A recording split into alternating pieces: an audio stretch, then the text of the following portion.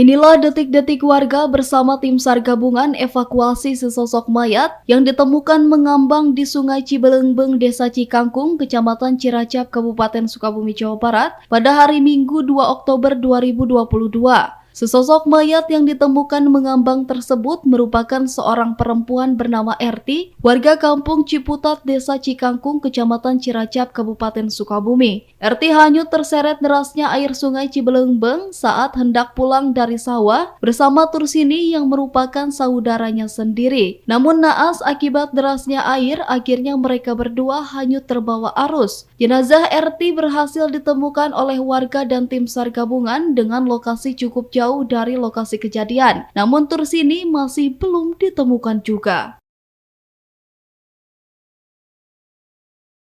Itu pulang dari sawah, pas tiba-tiba nyebrang ke sungai, ada ada air yang besar gitu. Jadi tiba-tiba dia itu membawa arus.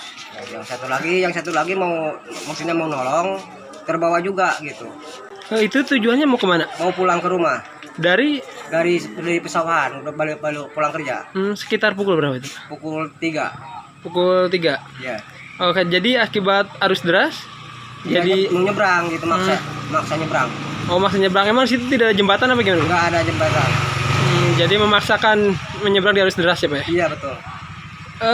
Sekarang yang belum ditemukan itu siapa? Itu masih kakak saya juga, istri juga itu. Ada 2 korban hanyut di Rewod ya, Rewod Sungai Cibelengbeng.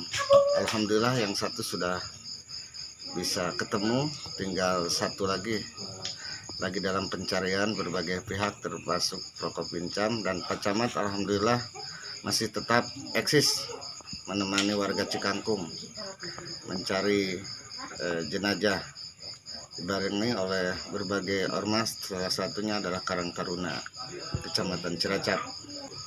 Korban terbawa arus deras. Rewod itu nama dam ya, nama dam yang ada di Ciputat. Karena waktu itu dia pulang ngantar nasi ke suaminya yang sedang di sawah. Pulang, hujan terlalu tinggi, terlalu deras. Akhirnya dia berdua terbawa arus, memaksakan diri untuk lewat.